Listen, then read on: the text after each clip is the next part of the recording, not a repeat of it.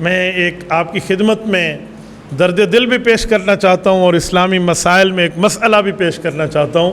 وہ یہ ہے کہ پرسوں فیصل آباد کے علاقہ جڑاں والا میں جو ایک افسوسناک واقعہ اقلیتوں کے ساتھ ہوا ہے، اس پر ہر مسلمان کا دل رنجیدہ ہے، لیکن بیس دیکھنی چاہیے، بنیاد دیکھنی چاہیے، وجہ دیکھنی چاہیے کہ معاملہ ہوا کیوں۔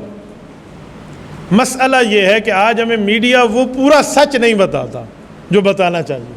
یہ تو ہمیں سارے بتا رہے ہیں، بھئی مسیحی برادری کے ساتھ یہ تکلیف ہوئی ہے، یہ ہوئی ہے، چرچ جلایا گیا ہے، ان کے گھروں کو آگ لگائی گئی ہے، ناجائز کام کیا ہے، حرام کیا ہے، غلط کیا ہے، ہم اسے کنڈیم کرتے ہیں۔ لیکن بنیاد کیا بنی تھی؟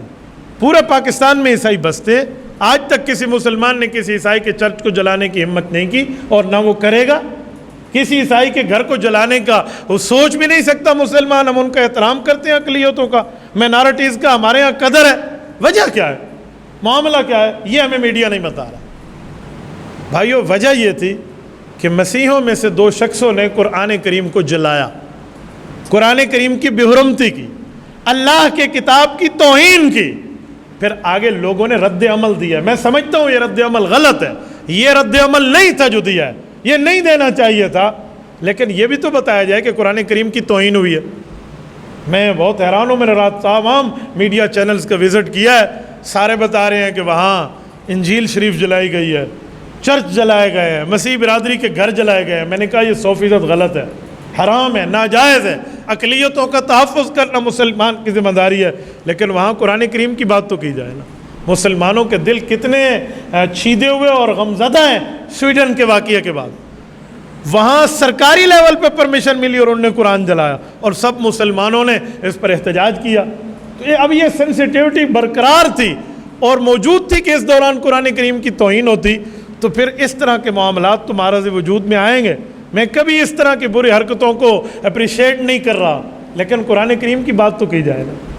عالمی دنیا میں ہمارا تاثر کیا جائے گا کہ ملک پاکستان نعوذ باللہ فسادی لوگ ہیں، یہ اپنے مائنارٹیز اور اپنے اقلیتوں کے حقوق کے کھانے والے ہیں؟ نہ بابا، ہم اقلیتوں کا وہ تحفظ جانتے ہیں، ہمیں ہمارا مذہب اقلیتوں کا وہ تحفظ بتاتے ہیں جو آج تک کسی مذہب میں نہیں ہے۔ میں آپ کو کئی مثالیں دے سکتا ہوں۔ اسلام میں ایک چمکتا دمکتا دور حضرت معاویہ بن ابی سفیان رضی اللہ عنہ کا ہے۔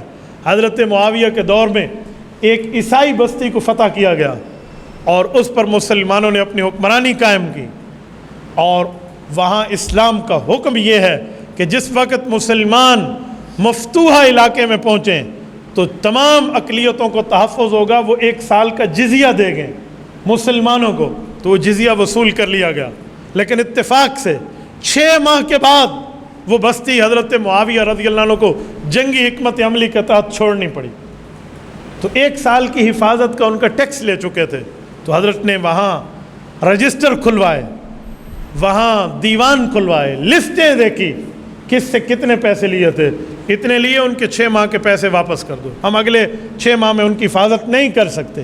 ایک ایک کی لسٹیں بنا کے ان کے گھروں میں پہنچا کر مسلمانوں کو، فوج کو بھجوایا گیا، اور انہوں نے جا کے وہاں ان کے پیسے واپس کیے اور کہا ہم آپ کی بستی کا نگرانی کا معاملہ چھوڑ رہے ہیں، اب آپ اپنے معاملات خود سنبھال لیں۔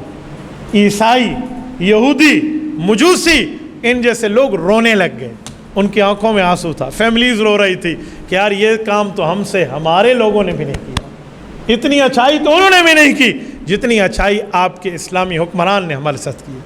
تو مسلمان کا معاملہ تو یہ ہے۔ اور سنیں، ایک مرتبہ ایسا ہوا، حضرت معاویہ رضی اللہ عنہ کا دور تھا، عیسائیوں کی بستی پر حملہ آور ہونا تھا، لیکن ان سے معاہدہ تھا، مثلاً معاہدہ یہ رات 12 بجے ختم ہونا ہے، 2-3 سال کا معاہدہ چل رہا تھا۔ تو حضرت معاویہ نے جنگی حکمت عملی کے تحت بارڈر پر فوج اکٹھی کرنا شروع کر دی، پورا مجمع اکٹھا کر لیا۔ جیسے معاہدہ ختم ہوا، بلا ان کو متنبہ کیے انہوں نے اس پہ یلغار کر دی اور بستی فتح کر لی۔ ایک صحابی بیٹھے تھے حضرت ابو درداء رضی اللہ عنہ، انہوں نے حضرت معاویہ کو کہا کہ میں نبی پاک صلی اللہ علیہ وسلم کے پاس بیٹھا تھا، حضور پاک علیہ السلام کے سامنے ایسا معاملہ پیش ہوا تو اللہ کے رسول نے فرمایا اگر معاہدہ ختم ہو گیا تو اطلاع کے بغیر یہ کام کرنا غلط ہے، یہ کام اسلامی تعلیمات کے منافی ہے۔ حضرت معاویہ نے اسے بلا کر پوچھا آپ نے اپنے کانوں سے نبی پاک علیہ السلام سے یہ فرمان سنا؟ کہا جی ہاں۔ تمام فوجوں کو اس وقت حکم کیا کہ واپسی کرو، اسی پوزیشن پہ لوٹو جہاں ہم پہلے گئے تھے۔ ایک ایک بندہ اپنے ہتھیار کو ہاتھ میں لیے ہوئے، کمر اور سر کے معاملات پر باندھے ہوئے اپنے ہتھیار واپس آ گیا، اور وہ فتح کی ہوئی بستی چھوڑ دی ایک نبی پاک علیہ السلام کے فرمان پر۔ تو اسلام تو اقلیتوں کو اتنا تحفظ دیتا ہے، تو مسلمان یہ کام کبھی نہیں کرتا۔ لیکن بنیاد تو دیکھیں یار، قرآن کریم کو جلانا کوئی بندہ برداشت کرے گا؟ ہم جتنے بیٹھے ہیں ہم کہیں گے ہماری جوانیاں لگ جائیں لیکن قرآن کی حفاظت ہو جائے، ہماری اولاد ذبح ہو جائے لیکن اللہ کے قرآن کی حفاظت ہو جائے۔ تو ایسا نہیں ہونا چاہیے۔